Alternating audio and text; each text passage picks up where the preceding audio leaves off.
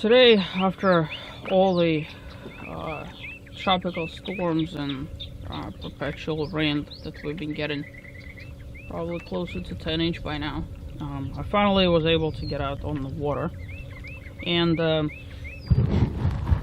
learned a very valuable lesson. Trickle chargers are absolutely worthless if they're not able to keep up with the typical loss on the voltage in marine batteries, and that goes for any battery really. I have a 0.75 amp trickle charger, and I had my marine battery hooked up to it, and it didn't really do squat because it's losing a little bit more. So I have just launched and I'm at like 12.3, 12.4.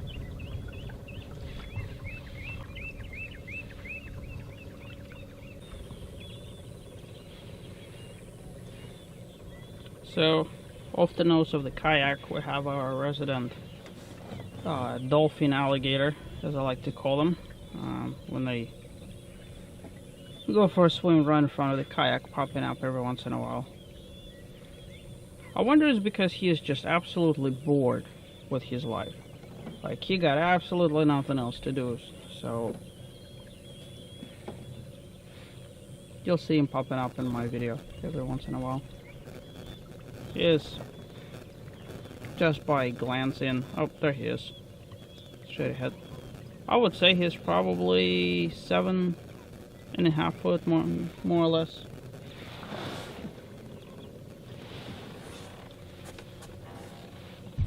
See, he's zigging and zagging.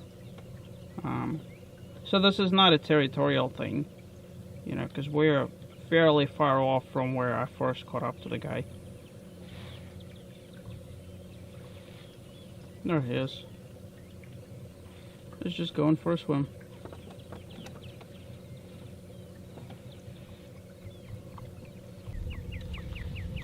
Based on our previous adventures, you know how I feel about overgrown vegetation at the lakes.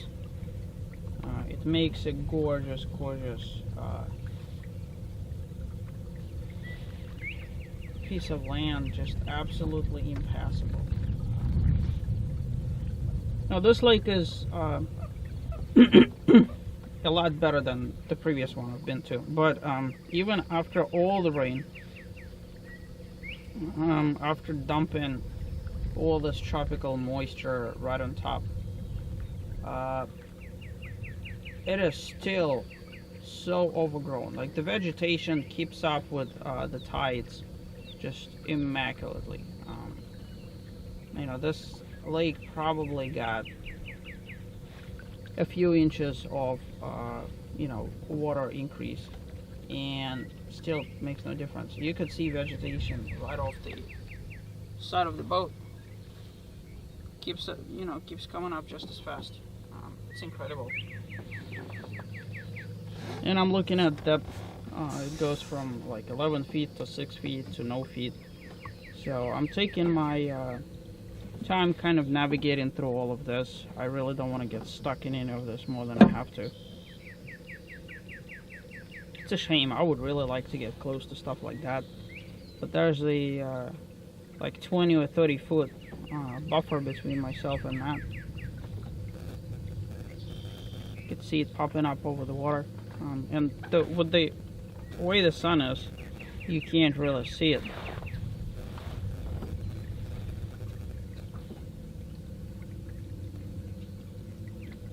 But nonetheless, I do see alligators, and they're a good indicator of the quality of the water.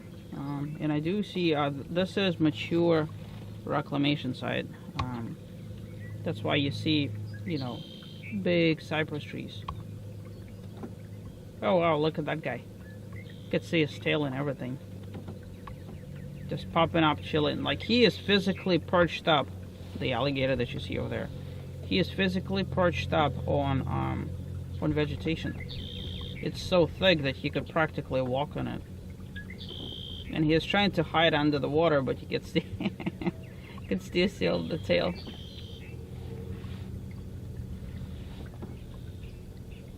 see the snout and the tail. He's, I don't know, 6 feet maybe. Yep. Yeah, there's his snout. Cute little booger. Oh, there we go. We got a female anhinga that was drying itself off. And now we're a couple of egrets up ahead. They've been doing what egrets do, which is fly to and from, staying just out of sight and out of reach.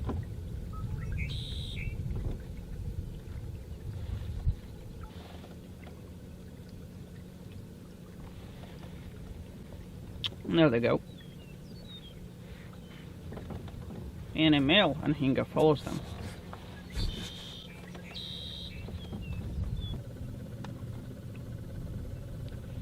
Up here I could get just a little bit closer to all the vegetation. You can see a little bit more of it. But you could see it right where the surface of the water is. That's how it starts. And then it just proliferates itself tremendously. Like I'm at 7 feet at the moment. 7 feet deep, and it's all around me. And then in no time it just takes over everything. This is really beautiful though. I have one of those growing in my little koi pond. Those purple flower things.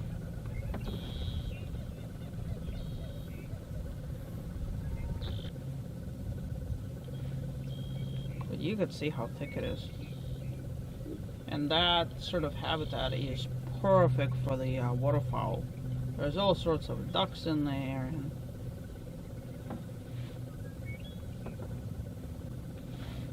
I would love to fly my drone right on top of it.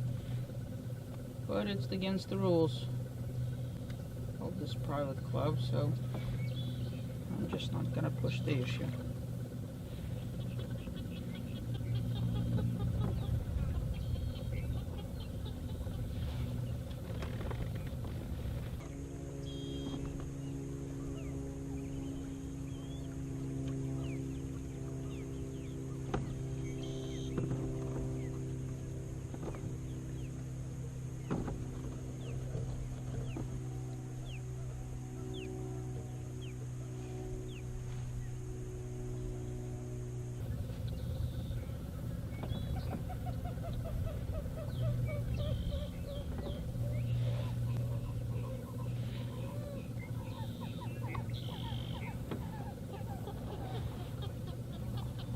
You could hear them. They're jumping from to and from. There's a whole bunch of them over there. I think they're called whistling ducks, if I'm not mistaken.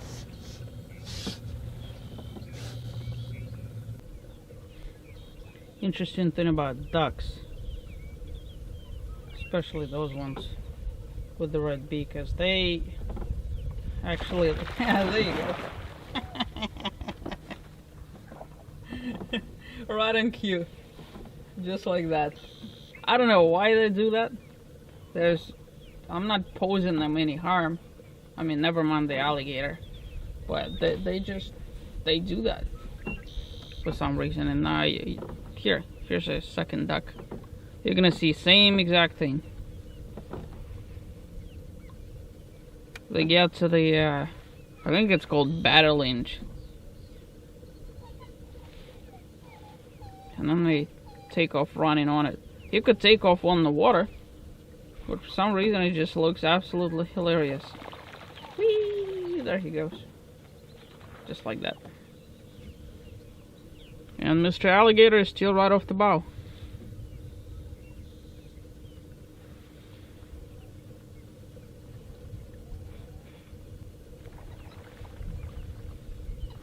Now, some of you might recognize this from my previous excursion.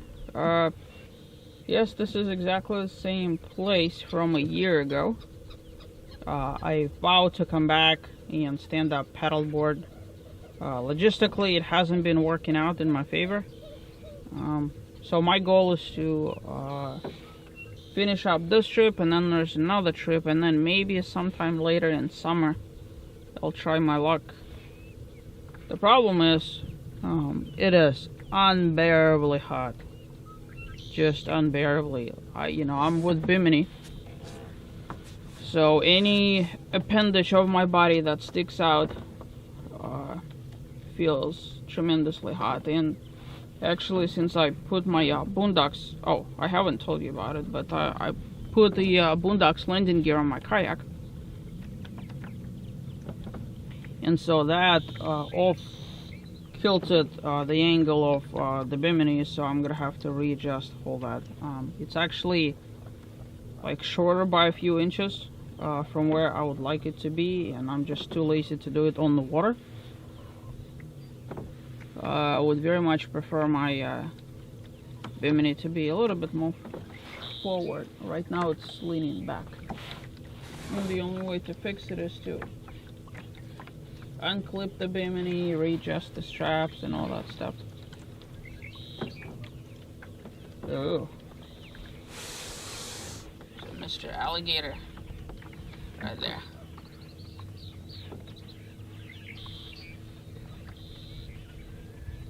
That's a baby though.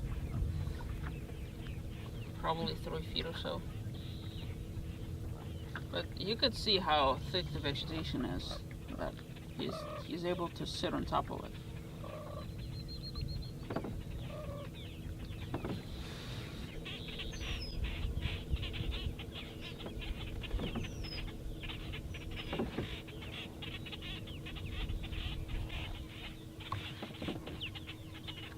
Could hear the boogers making all sorts of noise over there.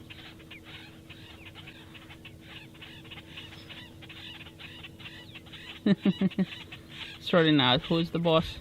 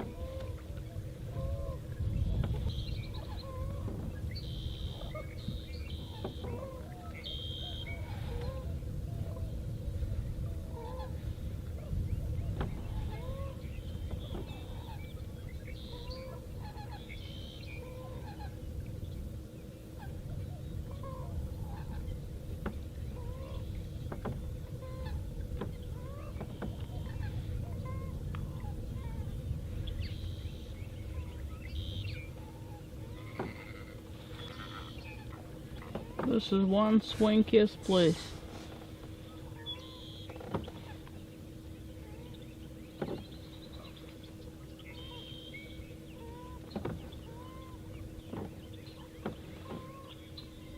Definitely a bird's paradise, that's for sure. Nobody's bothering them, except for yours truly. Lots and lots of water, lots and lots of fish. This lake up here is stocked so much you wouldn't believe it. Like, you could literally come here with a bucket and scoop the fish. Hey, there we go. There's a hawk. A couple of anhingas.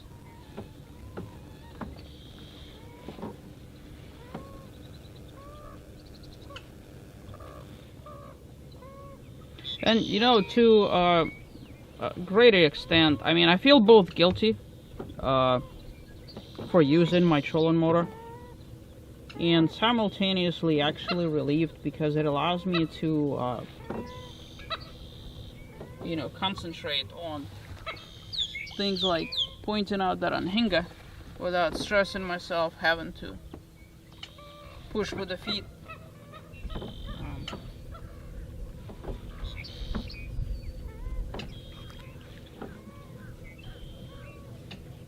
and just being able to maneuver a little bit. You know, not having a rear drive. Oh, and by the way, this is a kind of a thing, pet peeve of mine. I went to a Hobie dealer and looked at the Mirage Drive, Mirage 180 with turbo fins and whatever the heck they're called. I hope you're sitting down. $863. And I looked at it and I'm like, what in the world costs so darn much? Like, why? What's the point? You know, Hobie still haven't delivered on their promise to retrofit and upgrade to early model adopters like myself. For that, I'm gonna hold them accountable indefinitely. But, you know, for those of you that really want a rear-wheel drive, having a trolling motor is just perfect. You slam that thing in reverse without doing anything, and it goes back just as fast as it goes forward.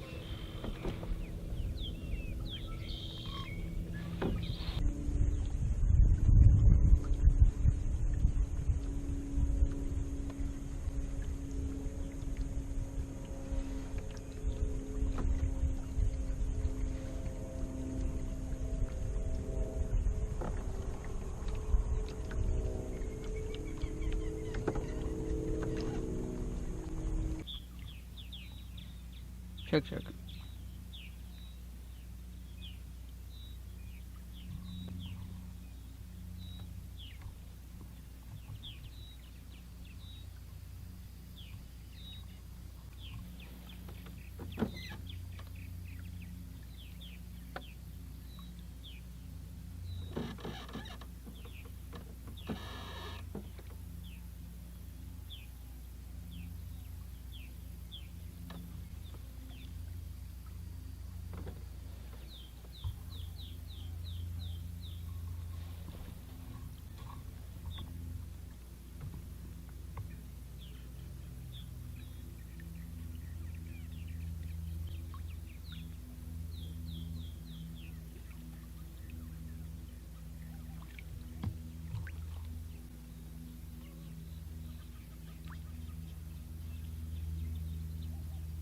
Look at this guy.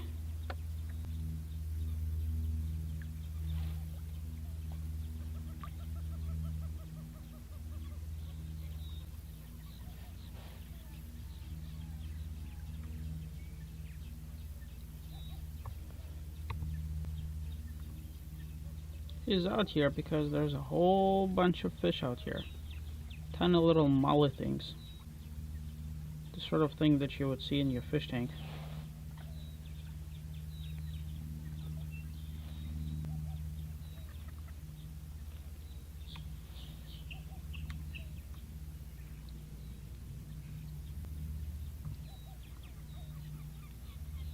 And he knows that I'm here.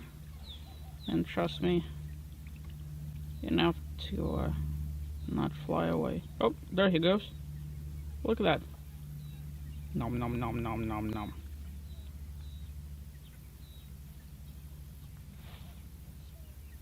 Now, majority of the fish are actually right next to my kayak taking shelter. So I kind of spoiled his little party.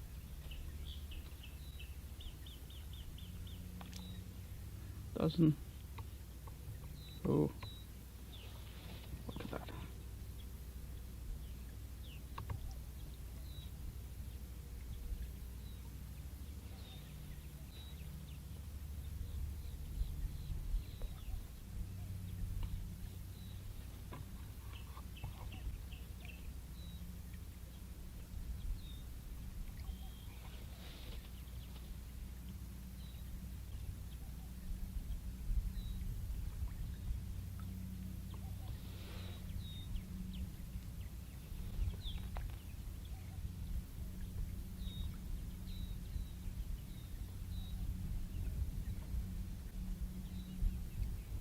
What he is doing right now, he spotted something in the weeds. So he's trying to be extra still, just to not spook anything.